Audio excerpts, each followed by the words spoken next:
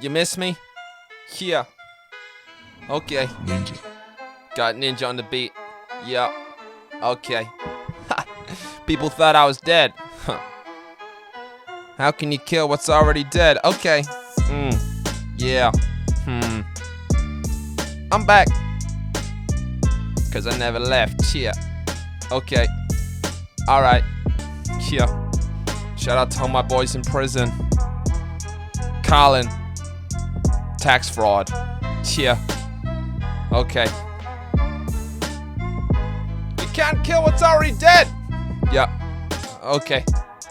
When it comes round again. Yeah. Yeah. Alright. Oh, yeah. That was the one. Okay. Yep. And... Perfect. Hello. I'm back. Welcome back to another episode of Boys Gone Wild. Feels like a fucking age. I genuinely felt like I was gone for ages. But I was only gone for a fucking week. Most podcasts are weekly. This is a daily podcast. It's been a week. I think some of you thought I was getting bored. I'm not getting bored. I tried a week of doing nothing. But no, as much as this is tough, it stops me wanting to kill myself. Just kidding. Took a break. Because if there's one thing I want you to appreciate is that I don't waste your time in this podcast. There's absolutely no time wasting. You know, I've tried to design this podcast so that it's short, it's shot nicely, and I don't talk out of my arse. Well, I talk out my arse, but you know, there's so many comedians who are doing podcasts where they're like, do you want to listen to my 3-hour podcast about how I'm sad? Just don't waste my time, you know? So that's what I hope you appreciate, is that I try to make these like as much of a fucking content missile, so it's as easy as possible to just shoot into your brain, you know. And that's why I took a break, because I thought I was going to waste your time, because I was out, you know. I was creatively spent, and I thought I'd have a week of reflection, and I'd come back stronger than ever. But no, played Assassin's Creed. That's much it. Try to do nothing. I'm trying to learn the skill of just doing nothing. You know, I think it's important to just sit in a chair for 5 minutes a day, stare at a wall, and do literally nothing. I'm trying to develop that as one of my skills to add to my many big skill sets. But it's ridiculous. I had a week to fucking do this podcast. So I wanted to do this podcast early so that I'd have like a bit of extra time to space it out during the week. Even though I had like 4 or 5 days where I could have easily done this podcast, I have to leave it to the last minute. This is literally, me filming this right now is the last minute I can do it. Because I have to. I've got to work. I just can't do it unless there's a deadline and it's the next day. But no, I missed you guys a lot. I don't like people thinking I'm bored of this. It's the thrill of a lifetime, but it also nearly killed me. And I appreciate you could be watching porn right now, you know? So I'm trying to make these as good as I can to compete with hardcore Asian pornography, you know? There's hentai. I'm competing with hentai. And I think that's a mantra that comedians need to start developing, and then starting to realise with their long-ass, boring-ass content. You're competing with hentai, okay? Make it snappy. You're competing with Japanese schoolgirls going, hey, oh, kiricino. Was that racist? It's very hard to know. I feel on the fence about how racist doing Japanese impersonations are. That's one thing that's very reactionary about me. I'm not convinced that if you do good Japanese impressions, I'm not going to do it now, but I'd be lying if I said that I don't do a Japanese impersonation in the mirror. I do a killer Japanese impersonation, and I do it in the mirror when no one's around, so it doesn't offend anyone, but it feels good to get it out. And I'm not fully convinced why it's super racist to do an impression of Japanese people. You know, I understand doing an impression of Indians, Africans, that can be offensive. But Japanese, they're colonial, you know. They're not exactly oppressed by the white man, really. I just struggle a bit. I've like Japan, they fucked over everyone. I think we should be allowed to do some impressions of Japanese people. Like me, I do it in my mirror alone in the bathroom. Maybe once a month I'll do a Japanese impersonation. Make sure no one's around. And it's an interesting philosophical question. Is it racist to do a Japanese accent if no one can hear you? It's very much like the concept of if a tree falls in the forest and no one's there to hear it, did it make any sound? If Horatio Gould does a Japanese accent to himself in the mirror and no one's there to hear it, should he get cancelled? Well, we'll never know. You'll never know. You'll never see my brilliant Japanese accent. Maybe I should set up an OnlyFans for me doing racist accents. Okay, that's a poor idea. I'm just getting back into it. It's slow but steady. No, it's been a good week. Me and Mum last night, I'm a bit hazy because last night, me and Mum ate weed edibles. She'd made some gourmet cheese breadsticks and with weed, but I didn't really know she'd like weed. But then she just offered it to me, and we both got high and giggly. We watched Ocean's 11. It's fantastic. Once again, we're just a bunch of old queens to our heart, you know? We're a bunch of giggling old queens, me and my mum. This is the most middle-class way to get high, isn't it? Fucking hell. Gourmet cheese twists made with weed butter. But this week I watched the documentary on Snowden, which was interesting, because I always assume that I feel comforted that that the government is watching my stuff, because there's a lot of content and memes and stuff that I make that I don't put out. You know, I'm too scared to put out, and I hope, part of me feels like, did I make that for nothing? You know. But I feel like there must be someone working in the government, in the Ministry of Defence, who's laughing at my content that no one else will see. And I don't mind having an audience of one, but knowing that there's someone there really comforts me. So I'm a big supporter in mass surveillance. But I don't like mass surveillance using it for things like stopping terrorism or, you know, because I think that's a bit of an infringement on your right to terrorise, you know? But I think there should be a right for government employees to just nose about in people's shit, you know? You're not allowed to do anything with it, but I like the feeling that someone knows the full story. But what I wonder about Snowden is, I wonder if his mates stopped telling him secrets after he broke the news that the NSA was spying on everyone. Because I think if I was his mate, I would think he's a national hero. I definitely think he did the right thing. I would definitely think that. I'd be really proud of him as a friend. But I wouldn't tell him a secret again. Because once a snitch, always a snitch. And that's like, yes, he was revealing a breach of the American Bill of Rights, a constitutional crime that he revealed, but he also promised he wouldn't say it.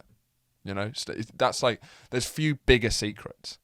And if he's going to fucking spill the beans on the CIA, then of course he's going to talk about, you can't tell him that you fancy your cousin or anything. That shit's getting out. It's Snowden. I love the idea that after Snowden leaked CIA secrets, that his friends are all like chatting to each other like, oh my God, did you see what Drew and Tammy did last night? Yeah.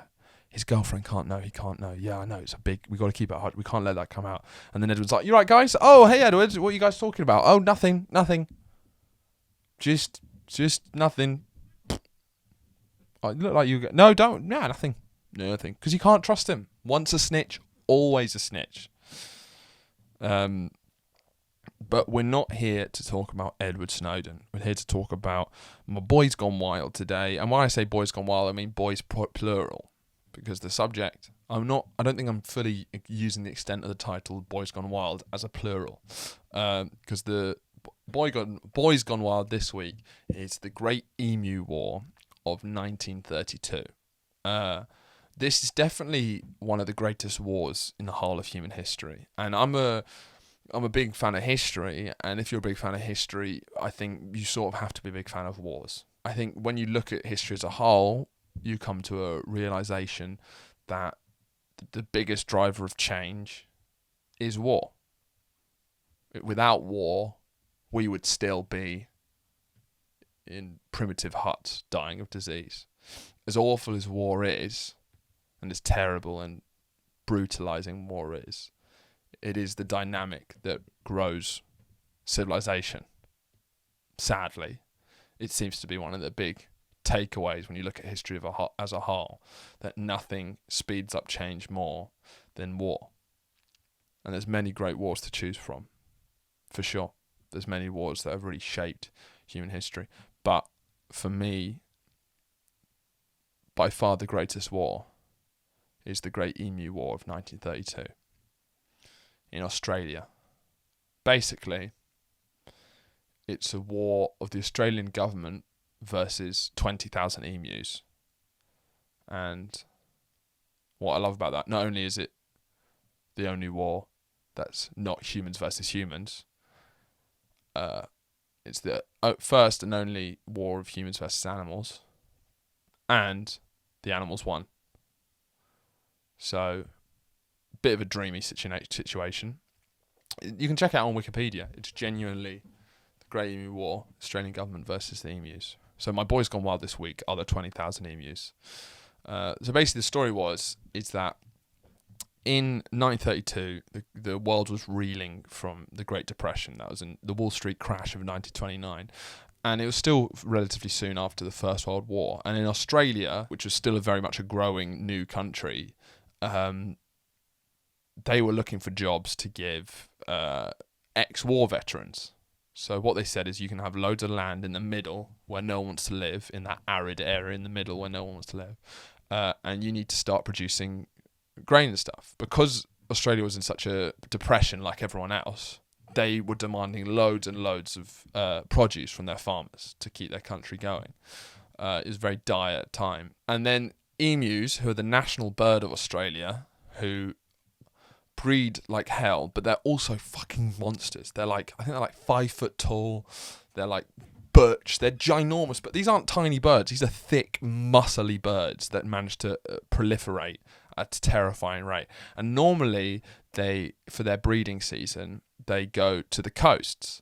But because there was so much new wheat and grain being developed by the farmers, they grew to a huge number and just started rampaging these farmers' farms. And there's nothing they could do about it. During the night, they just knock down any fence they put up and just demolish all of their crops. So the Australian government decided that they were going to go to war with these emus. It was a big national debate because the emu is the national bird of Australia. It's symbolically, there's some animal rights questions about just putting down 20,000 emus. But it was such a risk to their economy that they had to do something about it. So they literally got the commander who was a general at Gallipoli when the Anzac troops in First World War. They got him to coordinate an attack to kill the emus. And so he gets a couple of troops. They have proper machine guns. They think it's going to be an easy job. They set up. They start firing at the emus. And the emus just start dodging the bullets. They're like fucking ninjas. And move along. So it didn't work. Like, fuck, we need to try something else. So then they waited by a watering hole for the emus. And they were in the bushes, camped out, ready to catch out the emus. Started firing, but then their guns jammed. So they only managed to kill 12 of them. And the rest ran away super fast. And whenever they tried to kill them, they'd run away because these emus are these thick, muscly beasts. And then, so they thought the only way to kill these emus is to strap machine guns to the back of trucks and chase after them. But obviously, with trucks in the 30s going across the fucking outback of Australia, it's going to be bumpy as shit. So they couldn't have any accuracy.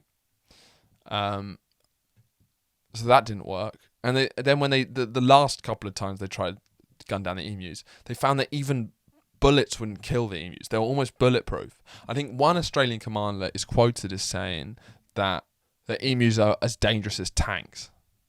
They're certainly as bulletproof as tanks. So they lost that, and eventually they won in the second round of the Emu War.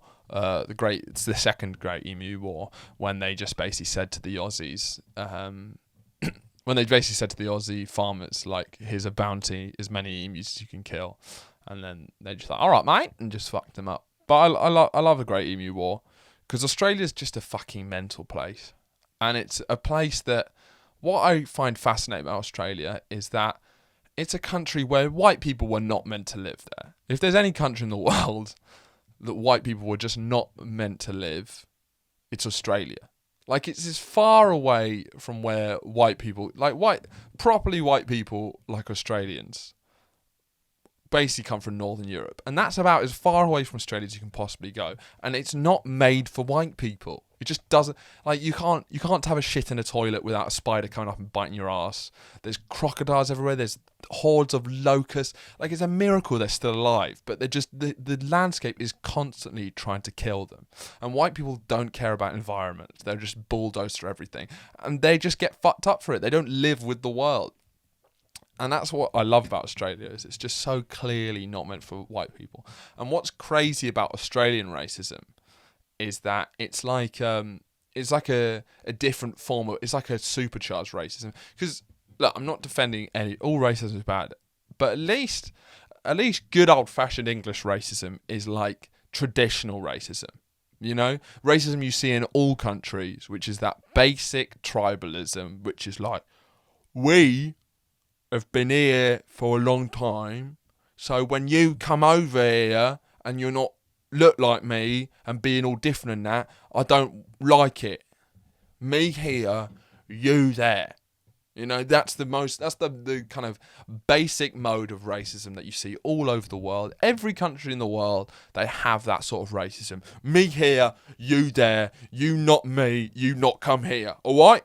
But Australian racism is fucking audacious. Because what they've done is they've gone to Australia, which is not where they're from at all, where Aboriginals have been living thousands of years. And then they're like, look, I know you've been here for a long time, but now we're here, so could you not be here anymore? Is that okay? And Aborigines are literally like, this is like one of the biggest countries in the world. If you're going to come take our land, do you mind if we just share it and live in harmony? No, mate, because I like a lot of space, you know, and I feel more comfortable when it's just people who look like me who live here. Is that okay? I don't want to be a dick or anything, but if you could fuck off, that would be great. Okay, mate? Because Australia, they're still fucking racist as shit. And American racism is not far off either. I think it's just you got to applaud the audacity of being like, look, just going to the place where someone else lives and then being racist to them. That's the episode of Boys Gone Wild. It's good to be back. I'm going to be trying to do them daily for a few more weeks till lockdown becomes clearer, and then we'll see. Then we'll fucking see. I'm going to keep doing this till I run out of Boys Have Gone Wild. And that doesn't look like it's going to be anytime soon, because boys be being wild constantly. Like and subscribe. Tell your friends, okay? If you like this pod, just tell your fucking friends, alright? Tell that stupid, ugly friend of yours. Yeah, you know what I'm talking about. You know, the really dumb, fucking snotty one with bad acne, you know, doesn't take care of himself. Tell that prick. Get him watching me, okay? I can sort him out, yeah? You know, your annoying, attractive friend, you know, the proper fitty, who you fancy but you know would never have sex with you because you're hideous. Get her along as well, all right? Let's make the Boys Gone Wild family bigger. It's been a long time, and I'm still feeling my way back into the mic, and I'm worried I'm a bit too aggressive right now. But, you know, we're learning. If you're not laughing, you're learning. This has been Boys Gone Wild. Thank you.